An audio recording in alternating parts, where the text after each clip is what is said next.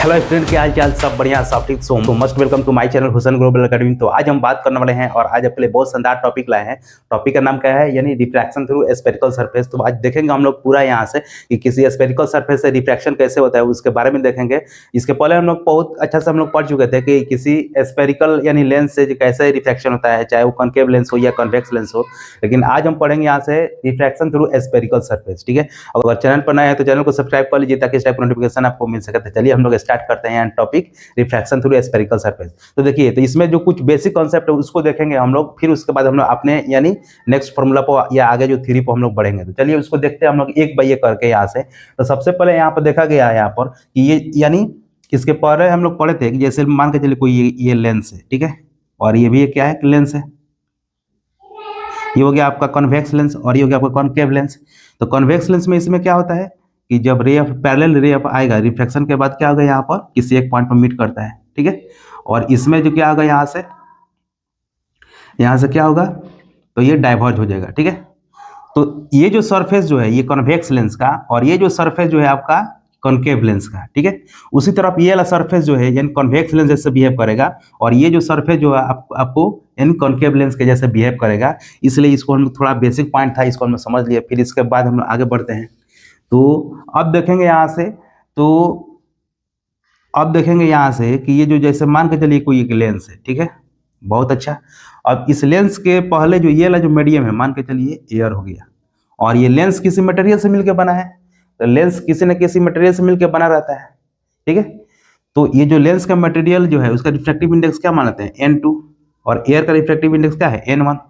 तो जब ray of light यानी N1 से जब N2 में जाएगा तो क्या आ जाएगा, तो एकदम इसी के कॉन्सेप्ट पर यानी रिफ्रैक्शन थ्रू स्फेरिकल सरफेस को यहाँ से इसका कॉन्सेप्ट हम लोग यूज करते हैं, ठीक है। तो ये हो गया एक मीडियम और ये हो गया आपका एक मीडियम, ठीक है। तो अब देखते हैं यहाँ से इसमें क्या इसका कुछ खास बात है। तो ये रहा आपका N1, तो ये हो गया आपका कॉन्वेक्स स्फेरिकल सरफेस, ठीक है। कौन कौन सा है, ये है और ये है, दोनों है, ठीक है। और ये दोनों क्या हो गया, कॉनकेव स्फेरिकल सरफेस, ठीक है।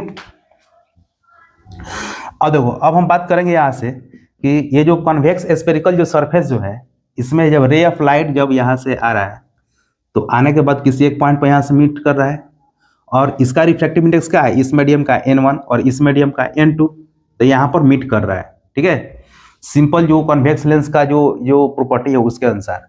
अब इसका रिफ्रैक्टिव इंडेक्स जो है ये N2 इसमें बड़ा है और N1 क्या है, कम है। ये N1 कम है यानी ये रेयर है और ये डेंसर है, तो अब जाके ये मीट कर रहा है। अगर इसका अपोजिट कर दिया जाए, इसको N2 और इसको N1, और N2 का मान कम कर दिया जाए और N1 का ज़्यादा, ठीक है, तो ये रे ऑफ लाइट यहाँ पर मीट नहीं करेगी यानी डाइवर्ज हो जाएगा, ठीक है। अब उसी तरफ इसमें देखते हैं, ये हो गया आपका कॉन्वेक्स लेंस जैसे बिहेव कर रहा है, ये है N1 और ये है N2। N2 क्या है, ज़्यादा है यानी ये रेयर और ये डेंसर, तो रे ऑफ लाइट क्या हो रहा है, डाइवर्ज हो रहा है। अब इसका उल्टा कर दे, अगर N2 को ज़्यादा कर दे और N2 को कम कर दे और N1 को ज़्यादा कर दे, तो क्या रहा है, ये किसी एक पॉइंट पर यानी कन्वर्ज होती हुई महसूस होगी, ठीक है। ये जो बेसिक जो है चार जो पॉइंट है, इसी के आधार पर हम लोग पूरा इस थ्योरी को हम लोग ड्राइव करेंगे, और उसमें हम लोग कुछ फार्मूला हम लोग यूज करेंगे, उसका डेरिवेशन भी करेंगे और उसको देखेंगे यहाँ से। तो ये रहा हमारा यानी मोटा मोटी यानी कुछ यानी बेसिक कॉन्सेप्ट। फिर इस कॉन्सेप्ट के आधार पर हम लोग आगे बढ़ते हैं। अब देखते हैं वहाँ से फार्मूला का डेरिवेशन क्या है, और हम लोग उस डेरिवेशन में हम लोग कुछ फार्मूला को ड्राइव करेंगे, फिर उस पर क्वेश्चन बनाएंगे, ठीक है। तो चलिए हम लोग उसको स्टार्ट करते हैं, और चैनल पर नए हैं तो चैनल को सब्सक्राइब कर लीजिए ताकि इस टाइप का नोटिफिकेशन आपको मिल सके यहाँ से। तो देखिए, तो सबसे पहले हम लोग यहाँ से थोड़ा इसको मिटाकर एक पिक्चर बनाएंगे। तो ये रहा हमारा एक रेडीमेड यानी डायग्राम रेडी है। तो इसके आधार पर हम लोग फार्मूला यानी प्रूफ करेंगे यहाँ से, और एक फार्मूला हम लोग प्रूफ करेंगे या ड्राइव करेंगे यहाँ से एक्सप्रेशन को। देखते हैं वो कौन सा फार्मूला है। हमारा हेडिंग क्या है, रिफ्रैक्शन थ्रू स्फेरिकल सरफेस। अब इस डायग्राम को थोड़ा समझ लेते हैं, फिर उसके बारे में थोड़ा सा एक्सप्लेन कर देते हैं, फिर उसके बाद हम फार्मूला को ड्राइव करते हैं। तो ये रिफ्रैक्शन थ्रू स्फेरिकल सरफेस, तो देखने में क्या है, ये एस और एम क्या है, कोई एक स्फेरिकल सरफेस है।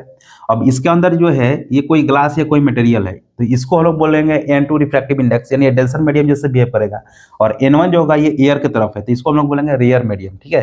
तो जब रेयर से डेंसर में जाता है तो रे ऑफ लाइट किधर बेंड करता है, नॉर्मल की तरफ। तो ये नॉर्मल क्या है, इसमें ये है आपका नॉर्मल, ये एन डैश, ठीक है। तो ये नॉर्मल की तरफ क्या आ गया, ये बेंड कर गया, तो इस ऑब्जेक्ट को रखा गया है यानी क्या, रेयर मीडियम में। तो इसका इमेज कहाँ बन रहा है, डेंसर मीडियम में आई, ठीक है। तो अब यहाँ से गया तो एंगल ऑफ इंसिडेंस, तो ये नॉर्मल और एंगल ऑफ इंसिडेंस के बीच का एंगल जो होता है उसको आई बोलते हैं, और नॉर्मल और रिफ्लेक्शन के बीच का क्या है, एंगल आर है। और इस एंगल को इसको हम लोग मान लेंगे अल्फा, और इसको मान लेंगे यहाँ से बीटा, और इसको गामा मानेंगे, ठीक है।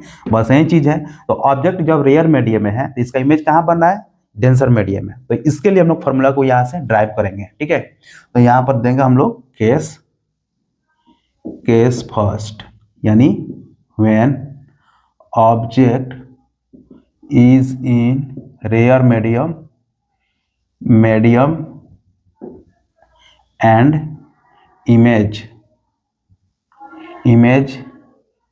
इज इन डेंसर मीडियम,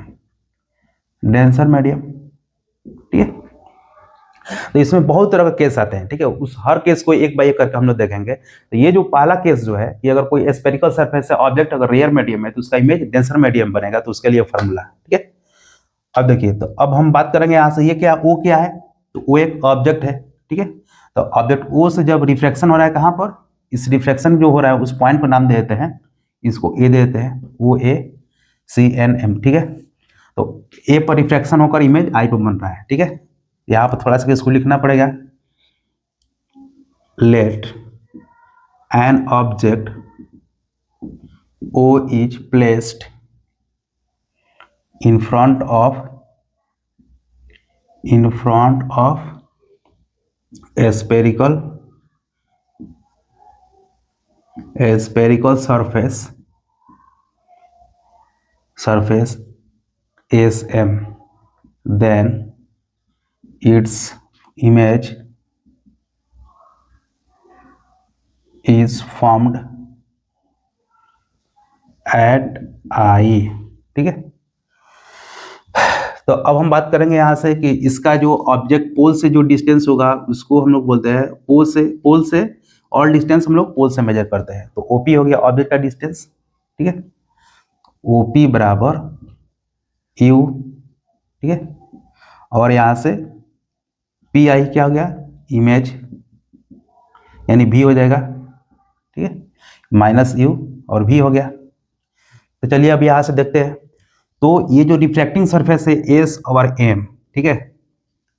तो अब यहां से ट्रायंगल की हम बात करेंगे, ट्रायंगल ए ओ सी में, ठीक है। तो नाउ इन ट्रायंगल ए ओ सी, ठीक है, ए ओ सी ट्रायंगल में हम लोग क्या लेंगे यहां से, तो इसके लिए हम लोग ए ओ सी में एंगल आई बराबर कितना जगह, तो सम ऑफ इंटीरियर एंगल माने अल्फा प्लस गामा, ठीक है। यानी एंगल आई इक्वल टू, यानी angle alpha plus angle gamma, ठीक है। या इसको ऐसे लिख सकते हैं, I equal to alpha plus gamma, इसको फर्स्ट इक्वेशन मान लेते हैं हम लोग। उसी तरह हम लोग इसको हम लोग क्या लिख सकते हैं, गामा इक्वल टू, ये है आर है, ये आर है, ये है गामा, ठीक है। सॉरी गामा, इसको हम लोग ऐसे बनाते हैं गामा, ठीक है। नहीं तो ये कितना जगह यहाँ से गामा इक्वल टू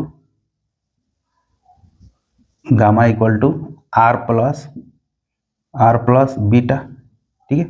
इसीलिए आर बराबर कितना जगह, gamma minus beta, second equation कर लेते हैं, ठीक है। तो इसके अनुसार हम लोग, यानी ए ओ सी में गामा इक्वल एक एंगल बन रहा है और एक बीटा बन रहा है और एक अल्फा बन रहा है, ठीक है। तो ये एक्सटीरियर जो एंगल जो होगा वो क्या होता है, सम ऑफ इंटीरियर एंगल, मतलब I equal to alpha plus gamma के बराबर, ठीक है। और इसमें ए आई सी में देखेंगे तो गामा इक्वल टू कितना जाएगा, आर प्लस बीटा के बराबर, ठीक है। ये दो रिलेशन आ गया, ठीक है। अब हम बात करेंगे, थोड़ा सा आगे बढ़ते हैं यहाँ से। अब स्नेल्स लॉ को हम लोग लगाएंगे, ठीक है, यानी बाई यूजिंग स्नेल्स लॉ, ठीक है, स्नेल्स लॉ। क्योंकि स्नेल्स लॉ जो होता है, क्योंकि स्नेल्स लॉ जो है पूरा रिफ्लेक्शन में, ऑप्टिक्स में आपका जान छोड़ने वाला नहीं है, वो हर जगह आएगा और हर जगह उसको लगाना पड़ेगा, ठीक है। तो बाई यूजिंग स्नेल्स लॉ तो क्या आता है, sine I upon sine R equal to, यहाँ पर एंगल ऑफ इंसिडेंस n1 से n2 में एंटर कर रहा है, तो n21, ठीक है। या इसको हम लोग n2 बाई n1 लिख सकते हैं, इसको हम लोग थर्ड इक्वेशन मान लेते हैं, ठीक है। अब इसको हम लोग क्या कर सकते हैं, इसको हम लोग अब ये कर सकते हैं n1 इंटू साइन आई को n2 इंटू साइन आर लिख सकते हैं, ठीक है, ये भी है, या इसको हम लोग लेते हैं फाइनली ये थर्ड इक्वेशन, ठीक है।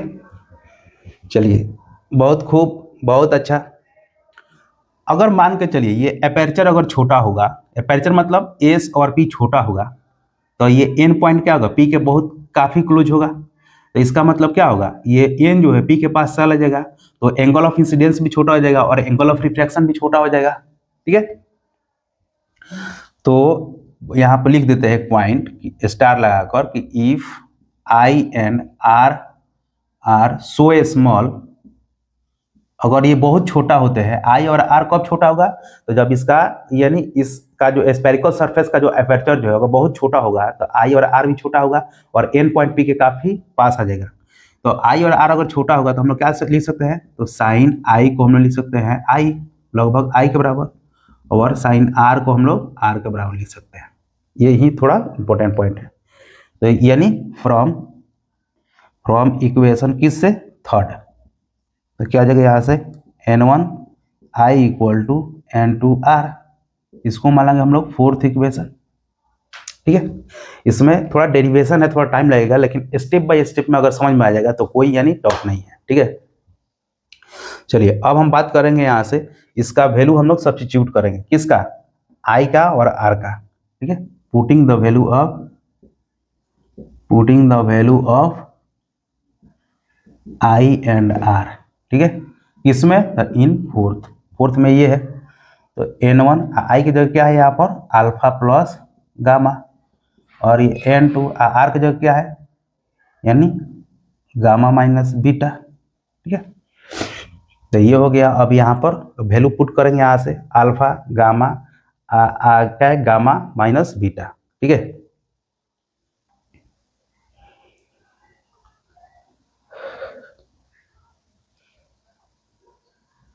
अब यहाँ पर अल्फा बीटा और गामा को अगर ये छोटा है तो इसको रिफ्लेक्स कर सकते हैं, और यहाँ पर if alpha beta and gamma are small then we can replace, ठीक है, वी कैन रिप्लेस। तो इसको तब तक मिटाते हैं, फिर हम लोग आगे बढ़ते हैं यहाँ से। तो अल्फा बीटा गामा का अगर वैल्यू अगर छोटा होगा तो उसको हम लोग 10 में रिप्लेस कर सकते हैं। तो इसको हम इक्वेशन दे देते हैं, ये इसको हम लोग फिफ्थ इक्वेशन मान लेते हैं, ठीक है। तो फ्रॉम इक्वेशन फिफ्थ तो क्या आ जाएगा n1 और अल्फा के जगह क्या लिख सकते हैं 10 अल्फा प्लस 10 गामा, ये है 10 gamma equal to n2 10 gamma minus 10 beta, ठीक है। अब हो गया, उसके बाद हम लोग क्या कर सकते हैं, अब यहाँ से रख सकते हैं, क्योंकि 10 alpha equal to an by P by B O N, ठीक है। और उसके बाद 10 gamma equal to an by N C, ठीक है। और 10 beta equal to an by N C, ठीक है। an बाई एन सी ना, an बाई एन आई, ठीक है। इतना तक क्लियर। अब कर रहे हैं यहाँ पर ड्यू टू स्मॉल एपर्चर, ठीक है। अगर ये एपर्चर ए पी एम अगर छोटा होगा तो ये एन पॉइंट का आ जाएगा, पी के बहुत करीब चला जाएगा, यानी तो due to small aperture the point N lies close to P.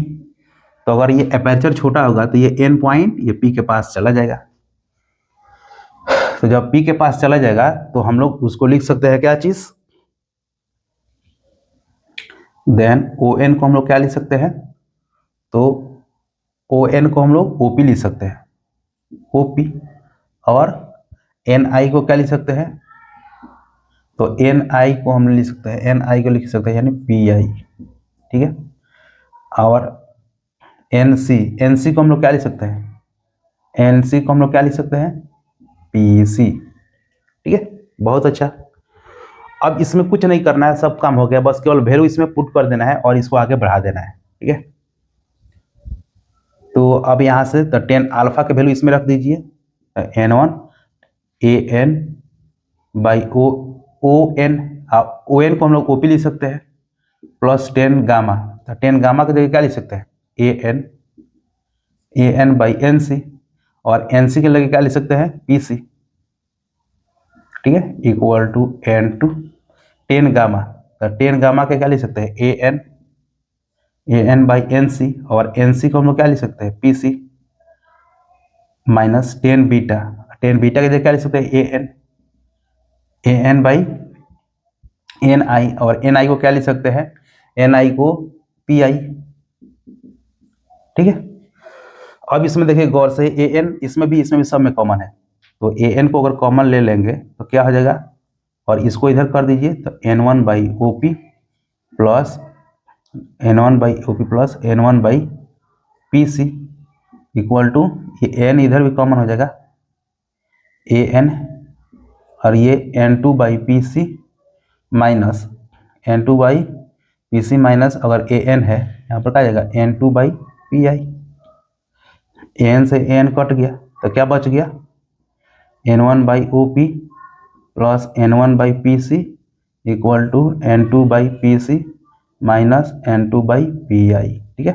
अब हम जानते हैं OP बराबर क्या है यहाँ पर, तो OP बराबर क्या है, U है, तो U क्या आता है माइनस में, तो minus n1 by U plus n1 by P C, तो P और C क्या है यहाँ से, यानी R है, ठीक है। तो पी सी क्या आ जाएगा, यानी राइट साइड है तो प्लस हो जाएगा, यानी R equal to n2 by क्या है, पी सी यानी फिर R minus n2 by P आई, मतलब P से I मतलब इमेज का डिस्टेंस भी, तो क्या जाएगा भी, ठीक है। तो ये हो गया। अब देखो, अब कह रहा उसके बाद नेक्स्ट हम आगे पॉइंट पर बढ़ेंगे यहाँ से। अब इसको थोड़ा सा डेकोरेट करके लिख दिया जाए, ठीक है। तो ये क्या आ जाएगा यहाँ से, n1 by R minus n1 by U equal to n2 by R minus n2 by V, ठीक है। अब ये n2 को इधर लेके आते हैं, ठीक है, n2 को n1 by R minus n2 by R equal to minus n2 by V, और इधर आएगा तो क्या आ जाएगा, प्लस n1 बाई यू, ठीक है। तो इसमें क्या आ जाएगा, r कॉमन हो जाएगा, n1 minus n2 by R equal to minus, ये क्या आ जाएगा, इसको हम लोग कैसे लिख सकते हैं, यहाँ पर minus n2 by V plus n1 by U, ठीक है। अब हम अगर चाहें तो इसको ऐसा भी सजा के लिख सकते हैं, minus n2 by V plus n1 by U equal to n1 minus n2 by R, ठीक है। अगर इसमें माइनस कॉमन लिया जाए, अगर इसमें माइनस कॉमन ले लें तो क्या आ जाएगा, n2 by V minus n1 by U, और इसमें क्या आ जाएगा, माइनस कॉमन ले लें तो n2 माइनस n1, अब बाई क्या आ जाएगा, माइनस, हाँ ये कितना जाएगा, r माइनस, तो क्या जाएगा, n2 by V minus n1 by U equal to n2 minus n1 by r, ठीक है। तो ये हमारा यानी फॉर्मूला हो गया, n2 by V minus n1 by U equal to n2 minus n1 by r, ठीक है। तो अब बात करेंगे यहाँ से कि ये फार्मूला वैलिड कब है, इस फार्मूला को हम लोग कब लगाएंगे, तो इस फार्मूला को कब लगाया जाएगा, तो जब ऑब्जेक्ट रियल मीडियम में होगा और इमेज डेंसर मीडियम में हो, तब जाकर हम लोग इस फार्मूला को हम लोग यूज करेंगे, ठीक है। तो ये रहा आपका बहुत खूबसूरत सा ये फार्मूला, तो इसको उतारिए, फिर हम लोग आगे बढ़ते हैं यहाँ से। तो इस फार्मूला को थोड़ा सा सजा के लिखते हैं, फिर देखते हैं इसको और क्या क्या हम लोग इसका रूप बदल सकते हैं, ठीक है। तो देखिए, तो इसमें हम लोग जब भी यानी रियर से जब डेंसर मीडियम में जब ऑब्जेक्ट से यानी रे ऑफ लाइट जब जाएगा तो उसके लिए फार्मूला लगाएंगे N2 by V minus N1 by U equal to N2 minus N1 by R. ठीक है, ये क्या है, बहुत बहुत वी आई है। ठीक है, वी आई। ठीक है, मतलब वेरी वेरी इंपॉर्टेंट, यानी भालोवासी, मतलब बहुत बढ़िया। ठीक है, बांग्ला में बोलते हैं भालोवासी। तो ये हो गया आपका इंपॉर्टेंट फार्मूला। अब यहाँ से थोड़ा सा इस फार्मूला के बारे में थोड़ा सा देख लेते हैं। यहाँ से ये हो गया रिफ्रैक्टिव इंडेक्स N1 और ये हो गया आपका N2। तब ये N2 by V minus N1 by U equal to N2 minus N1 by R. अगर मान के चलिए इधर का मीडियम अगर एयर है और इधर का मीडियम कोई अदर मीडियम है, ठीक है, स्पेशल केस। ठीक है, स्पेशल केस उनके लिए, जो खास जो बच्चे जो ध्यान से पढ़ते हैं उनके लिए। ठीक है, तो स्पेशल चीज किसको मिलता है, तो किसी खास को मिलता है। तो वही खास चीज क्या है, अगर ये N1 मीडियम एयर है, N1 बराबर एयर, तो एयर के लिए रिफ्रैक्टिव इंडेक्स N1 का वैल्यू कितना था, 1। और N2 कोई अगर मीडियम जैसे ग्लास हो गया या प्लास्टिक हो गया, ठीक है, यानी कोई भी मीडियम या अदर मीडियम, ठीक है, तो उसके लिए हम लोग क्या लेते हैं, N2 बराबर N मान लेते हैं। ठीक है, तो इसका रूप बदल जाएगा, यानी N by V minus 1 by U equal to, यानी N2 की जगह क्या है, N माइनस 1 बाई आर। ठीक है, तो इस फार्मूला का यानी एक और ये भी इंपॉर्टेंट फार्मूला बन गया। ठीक है, अब इस पर हम लोग एक क्वेश्चन करेंगे ताकि हमारा यानी और अच्छा से कॉन्सेप्ट जो है बिल्डअप करे और ताकि और क्लैरिटी आए और हमारा दिमाग शार्प हो जाए। तो इसके बारे में देखते हैं। तो चलिए एक क्वेश्चन को लेते हैं यहाँ से और उसको हम लोग सॉल्व करते हैं। ठीक है, तो क्वेश्चन क्या है, यहाँ से एक यहाँ पर हम लोग उतारते हैं। ठीक है, तो ये हो गया आपका एक ऐसे। ठीक है, यहाँ पर कोई एक ऑब्जेक्ट को रखा गया है यहाँ पर 30 सेंटीमीटर पर।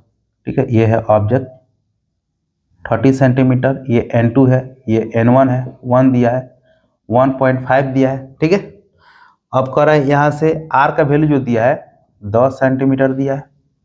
ठीक है, अब हमें क्या निकालना है, यहाँ से I का वैल्यू निकाल देना है। यानी ये इमेज कहाँ पर बनेगा, अगर मान के चले रे ऑफ लाइट ऐसे आएगा तो इधर कहीं बनेगा, तो ये P है मान के चलिए, तो यहाँ से V हमको निकालना है। ठीक है, एकदम आसानी से निकल जाएगा, इसमें कुछ सोचने की जरूरत ही नहीं है। ठीक है, फॉर्मूला में लगाइए। यहाँ से फॉर्मूला कौन है, मेन हमारा ये है बेस फॉर्मूला। ठीक है, बेस फॉर्मूला। ठीक है, इसका रूप हम लोग कुछ भी बदल सकते हैं, लेकिन मेन इंपॉर्टेंट फॉर्मूला यही है। इसमें मतलब यहाँ से वैल्यू पुट कर दीजिए, तो N2 by V minus N1 by U equal to N2 minus N1 by V. तो N2 का वैल्यू कितना है 1.5, वी निकालना है, माइनस N1 का वैल्यू कितना है 1, यू कितना है, तो यू का मान 30 सेंटीमीटर यानी लेफ्ट साइड है पोल से, तो माइनस हो जाएगा, तो माइनस 30 और माइनस माइनस प्लस हो जाएगा, तो यहाँ प्लस कर दिए 1.5 माइनस 1 बाई, ये सॉरी यहाँ पर ये आर होगा, आर का वैल्यू कितना दिया, यहाँ से आर का वैल्यू 10 दिया, यानी राइट साइड है तो प्लस लेंगे।